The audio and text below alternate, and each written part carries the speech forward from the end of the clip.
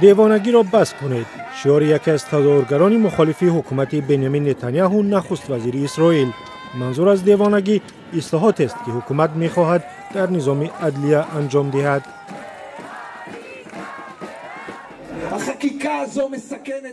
این قانون امنیت ملی را به خطر می اندازد، اقتصاد را از بین می برد، رابطه های بین المللی ما را در هم می شکند و مردم اسرائیل را تکه تکه می کند. این قانون نباید قبول شود.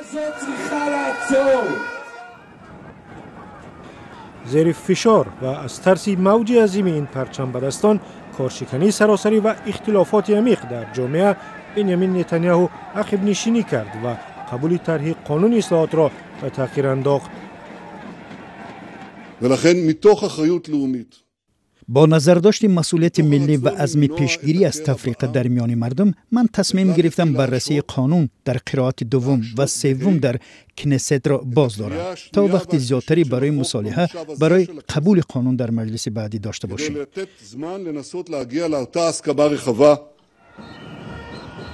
این مردم مخالف قانونی هستند که در صورت قبول ممکن است دادگاه اسرائیل را کم صلاحیت و مطیع و دستنگری حکومت نتانیاهو کند. طرح قانون به سیاستمداران اجازه می‌دهد دادرس‌های دلخواهشان را در دادگاه عالی اسرائیل تعیین کنند. خود نتانیاهو که به فسادکاری متهم می‌شود و اتهام را رد کرده است، وعده داده است به حقوق مردم احترام می‌گذارد، ولی از بندهای اصلی اصلاحات دست نمی‌کشد. امر او برای برکناری وزیر دفاع که به اصلاحات مخالفت کرد، خشم مردم را برانگیخت و تظاهرات را به چنین حال کشید.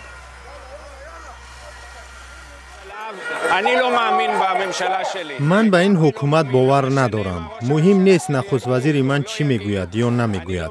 من با او باور ندارم. بدون چشم به هم زدن دروغ میگوید. با فکر من ما به جای رسیدیم که نتانیاهو استعفا دهد. هر چیز زودتر برای همه ما بهتر. در تظاهرات در شهر تل‌آویو بنابر گزارشات تا 80,000 نفر شرکت داشتند. کارشکنی در فرودگاه و دیگر مؤسسه‌های دولتی فشار بر نتانیاهو را زیادتر کرد و به عقب نشینی وادار ساخت. بنیامین نتانیاهو که حکومت چپگرای اشدی را در اسرائیل رهبری می‌کند، هیچگاه شاهد چنین بحران سیاسی نشده بود که از عمیق‌ترین بحران‌های داخلی در کشور است. آن هم در زمانی که خشونت بین فلسطینیان و اسرائیل در کناره غربی رود اردن اوج گرفته است.